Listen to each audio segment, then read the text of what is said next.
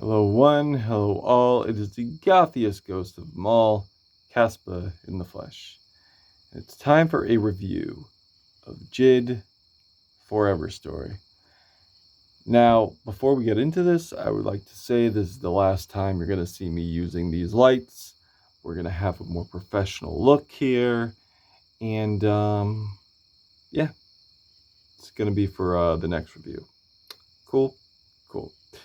So, J.I.D is a southern rapper and singer, which he does well on this. Very well, but we'll get into that later. And dare I say, the best on the Dreamville label. Next to Lennox, of course. I know that's going to piss some people off, but that's how I feel. Not to say J. Cole is terrible. He's not. I just don't think he's ever dropped a album which is worthy of album of the year or in that category, but that's another discussion. And I just feel like J.I.D brings so much vocally on here, so much in terms of energy, so much in terms of passion, and his topical focus has gotten way better, and his bars are just next fucking level. Like, the dude is just a monster when it comes to the wordplay and the bars on here. And production wise, I will say that they've reached a new plateau as well.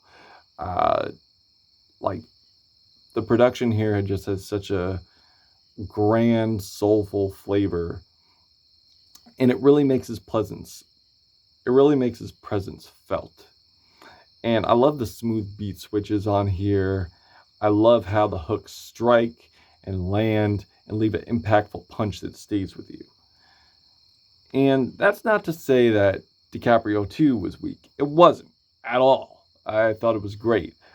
But this right here is next level shit. Like I said, the hooks from dance now, dance, to when you fall down, get a bandage. I ain't got cheeseburger money, make a sandwich. Or punk can't pump me, bitch. Or swing on, swing on. Swing on, swing on. It sounds a lot more beautiful on the track, trust me. Unless you like that. But hey, it's not about me, it's about the album. And I can honestly go on. And the guest vocals too. That's one thing too. Like, a rapper can have the best verses, delivered greatly, but a feature could just throw the whole thing in the midsection. But that's not the case here. No. Ari Lennox, Kenny Mason, Yasiin Bey, James Blake, Lil Wayne, 21 Savage on here. And even Lil Durk too. I was surprised with that. Lil Durk actually came through with some fire. And I'm not sure if it was due to J.I.D being a control freak, which I don't think is the case. I just think he wanted perfection on here. So there's a very good chance that he just made sure people brought their A game, or they knew what they were up against, they studied for the test, and they wanted to pass. That's a very logical thought as well. And man, the topics too are great. The topics like correlate to loyalty, to family, friends, and overcoming the odds, for sure. Like, and the bars here, like I told you, the wordplay is insane. From they just gonna let the Beretta fly because you dudes bugging, spray pesticides. Also, I love the wordplay that follows along with it too. Like, it's me and the bros, no extra guys, and they move and weight, no exercise. We could pick a day to come stretch you out. Only showing muscle when it's flexing time. Like, come on. Or I'm a fucking artiste with a gun. I could give the world peace. Or a black man using his mind There's a target on your forehead. Gotta stay on point like a marksman. Make a mark, leave a footprint before marching. I'm gonna jump in the ashes. Like, the guy just keeps on going. He keeps on going. There was no stop. There was no chill here. Well, there are some chill moments, but that's in terms of like production and melody. But you know what I mean. The passion and feeling does not stop here. Also, like, Raydar has these fat 808s, skipping BK drill hi-hats, like coalescing, just skipping across the track, coalescing with J.I.D.'s fantastic flow. It just makes for a great opener. And Dance Now has like a serenity to it. Like, how should I put this? There's a serenity to the trap production, and the melodies on here like really grab me and become one with my soul. Like, it's just, as a super catchy hook, and as I spoke on earlier, like, the bars are like cleverly layered and sequenced to where they just lead into each other gracefully. And the inflection in J.I.D.'s voice here really captivates me as well. I just feel like there's some sort of like magic, some natural magic that J.I.D. has here. And I just can't get enough of it. And it just leads into Crack Sandwich, which I love how the unsettling creeping keys like really set a tone here. It creates like an element of like horror in the production, but yet there's a liveliness to it. You know what I mean? There's like a brightness to it in a way, which I feel is geniusly put together. And the premise is like growing up with family, protecting them, celebrating with them, with one another's achievements, and riding for one another, especially if your sister's in a public brawl. Yeah, you better ride for that. And it really gives you like the events that orchestrated the development of the man we see today, the man we see and hear today. And also, there's another development too, which is the development of the love he has for his family. So all these events transpiring really build that connection with each other. And that's honestly a beautiful thing. And Camp Punk Me has like these jazzy, galloping, building rhythms that J.I.D. and EarthGang just absolutely slay on with these momentous, aggressive flows. And also on this album too, there were definitely some classic samples to be recognized here. You know, and they're tastefully done, that are devoured and left with no crumbs. Be it Aretha Franklin's One Step Ahead, which is sampled by the forever hip hop classic Miss Fat Booty by the legendary Mos Def. Quincy Jones' Body Heat, which was sampled for the classic Tupac song Hit 'Em Up. I mean, not Hit 'Em Up, whoa. How Do You Want It, featuring Casey and JoJo. And J.I.D. just has this flow on this track that evolves over this in a very smooth transitional way. Like, there's an evolution to his bars and his flow, but it's done in a tangible way. You know what I mean? It's not like he's just like these lyrical miracle rappers that are just jerking off in your ear and just showing off their talent. No, there is showcasing here, but it's done in a way that's artistically expressed, and you can definitely feel it, in opposed to other rappers who go about this style. Let's be honest here. And he does it so effortlessly, and Baby Tate's smooth vocals like cast in really nicely, adding a nice beat change. And I remember I mentioned that J.I.D. was a singer on here as well, and he certainly proves to be a gorgeously stunning one on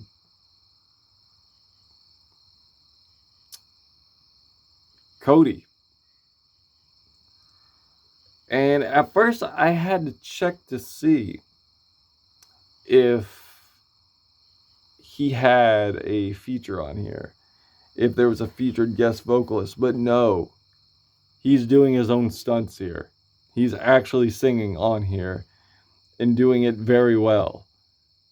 Dare I say, better than most rappers that try to sing on a track, better than some R&B singers that are out here now. Like, the dude just proves to be just an all-out one-man army. And I just love the spiritual essence this track has. I love the messaging from just staying strong, striving to prosper through the trials and tribulations that his family has faced, as his community has faced, from racism to losing his grandmother to keeping his mother strong, giving her that emotional support that she needs, or being there for his sisters and brothers. And the way his vocals just soar over the track just really add this beauty to it that I just can't ignore. And geniusly leading into the two tracks, Bruddanem and Sistanem, which I notice has a super change in tone when it comes to the mood and the production. Like, I love how there's like an ascending tone to Bruddanem, and when it goes to Sistanem, due to it being the sister track, the track's melody and production, the tone of it descends very smoothly, very gradually, like with these throbbing synths that have a sedative feeling to them. And James Blake just sounds excellent on here. And J.I.D talks about the experience of fame and the struggle of being there for his family while doing that, and reflecting on the purpose of him taking that route, but also staying clear of the temptations and the detriments of that route that he's taken with fame. Like, I just love how there's a full circle here to the premise of these tracks, to the flow of these tracks. It's just amazing.